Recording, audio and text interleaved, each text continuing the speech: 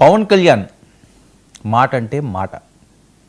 ఒకసారి శపథం చేశాడు అంటే ఎంత దూరమైనా ఆయన వెళ్ళిపోతారు అని. మత్స్యకారుల సమస్యలకు నడుం బిగించిన డిప్యూటీ సీఎం.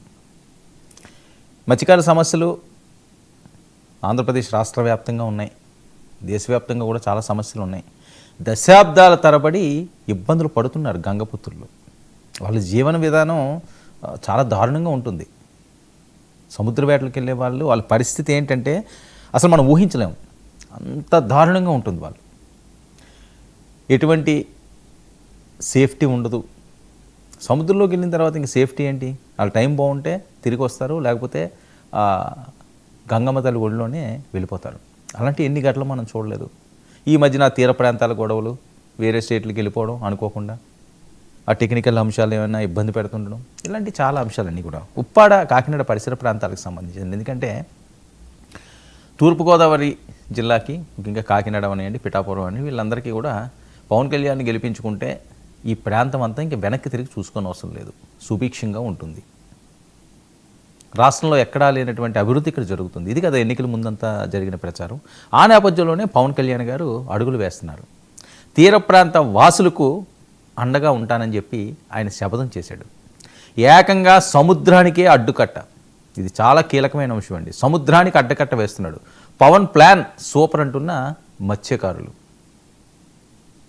ఇన్నాళ్లకు తమ కళ సాకారం అవుతుందని చెప్పి గంగపుత్రులు ఎంతో ఆనందాన్ని వ్యక్తం చేయడం జరుగుతుంది. సముద్ర తీర ప్రాంతాల ప్రజలకు ఇచ్చిన మాట నిలబెట్టుకున్న పవన్ కళ్యాణ్ అంటూ పెద్ద ఎత్తున ట్రోలు.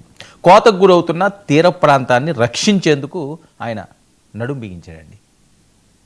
అంతేకాకుండా ఏ రకంగా వాళ్ళకి పూర్తి స్థాయిలో మంచి చేయగలం, కోతకు గురవుతున్న తీర ప్రాంతం దాన్ని రక్షించేందుకు నేను రంగంలోకి దిగాను, పర్యావరణ విపత్తుల నుంచి రక్షించడమే నా లక్ష్యం అంటున్నాడు ఆయన. 2030 నాటికి 5 కిలోమీటర్ల పొడవైన గేట్ వాల్ నిర్మాణం, యుద్ధ ప్రాతిపదిక మీద పనులు చేపట్టాలని కూడా ఆయన ఆదేశం. దాదాపు 30 లక్షల మందికి పైగా రక్షణ. ఇది కదా నాయకుడు అంటేని. తుఫాన్ల నుంచి నష్టాన్ని తగ్గిస్తుంది. ఆయన మాట్లాడుతున్న మాటలు, ఆయన చెప్పిన మాటలు. భవిష్యత్తులో సముద్ర మట్టం పెరిగే ఛాన్స్. సముద్రం మనం చూస్తుంటాం, ముందుకు చొచ్చుకొస్తున్నది. ఏపీలో 282 గ్రామాలు తీవ్రంగా దీని ప్రభావానికి గురవుతాయి. లక్షల మంది నష్టపోయే అవకాశం ఉంటుంది. ఇన్ని సంవత్సరాలు పెట్టి ఎవరో చేయనట్టు పనిని నేను చేస్తున్నాను. అందుకనే పవన్ ఆలోచన మేరకు ప్రభుత్వం ప్రణాళికలు, ప్రభుత్వానికి సీరియస్గా చేసి తీరాలి. ఇటీవల సమస్యలను పవన్కు వివరించిన మత్స్యకారులు. ఆయన ఈ మధ్యన వెళ్ళినప్పుడు మనం చూసాం ఉప్పాడ ప్రాంతానికి. అండగా ఉంటామని ఆయన భరోసా కూడా ఇచ్చాడు. ఆ మాట నిలబెట్టుకుంటున్నాడు. వెంటనే మాట నిలబెట్టుకున్న డిప్యూటీ సీఎం అంటూ అక్కడ ప్రజలు జేజేలు పలుకుతున్నారు. మత్స్యకారుల జీవితాల్లో చిగురుస్తున్న కొత్త ఆశలు. ఇన్నాళ్ళు ఈ గంగపుత్రులను ఎవరో పట్టించుకుంటే నాదురే లేడు. పవన్ కళ్యాణ్ మాట అంటే మాటే, మాట నిలబెట్టుకున్నాడు. లక్షలాది ప్రాణాలకు ఆయన అడ్డుకట్ట వేస్తున్నాడు.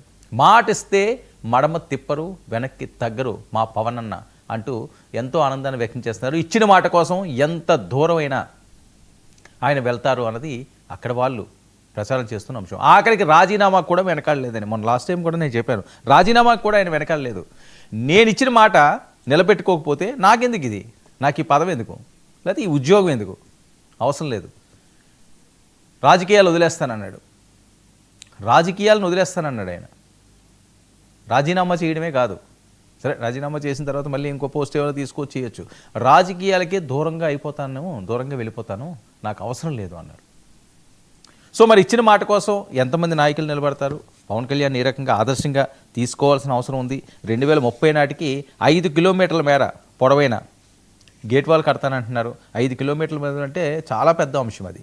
ఇన్ని సంవత్సరాలు పెట్టి ఎవ్వరు కూడా ఉప్పాడ, మనం ఇప్పుడు తుఫాన్లు వచ్చినా ఉప్పాడ తీరం కోసం అంటున్నాం. ఆ ఊర్లోకి నీళ్ళు వచ్చేస్తాయి, ఆ రోడ్ల మీద నీళ్ళు ఎక్కుతాయి, ఎక్కడికక్కడ జామ్ అయిపోతుంది, ఊరికి సంబంధాలు లేకుండా కట్ అయిపోతాయి ప్రాంతాలకు ప్రాంతాలు.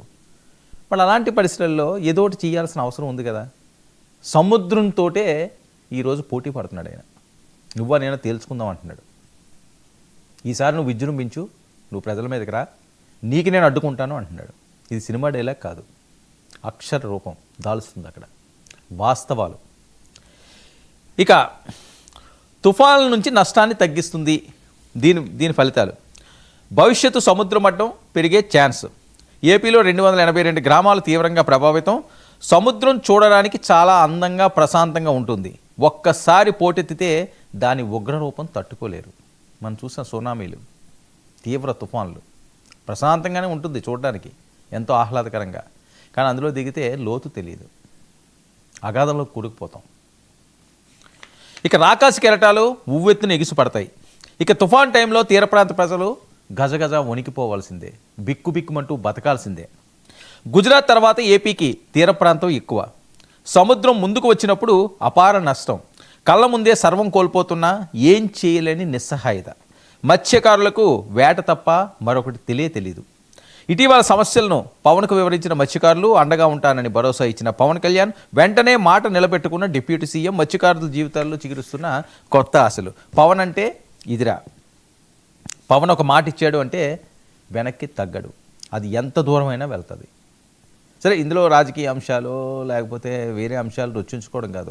ప్రజల క్షేమం కోసం ఏ నాయకుడైనా సరే నిలబడగలగాలి, ఇచ్చిన మాట నిలబెట్టుకోగలగాలి, నేనున్నానన్న భరోసా ఇవ్వగలగాలి. అది పవన్ కళ్యాణ్ కేర్ ఆఫ్ అడ్రస్గా మారిపోయింది ఇప్పుడు ఆంధ్రప్రదేశ్లో. ఏ కష్టం వచ్చినా, ఏ ఇబ్బంది వచ్చినా పవన్ తలుపు తడితే చాలు, పవన్కి మెసేజ్ వెళ్తే చాలు, వెంటనే రియాక్ట్ అయిపోతాడు. That is Pawan.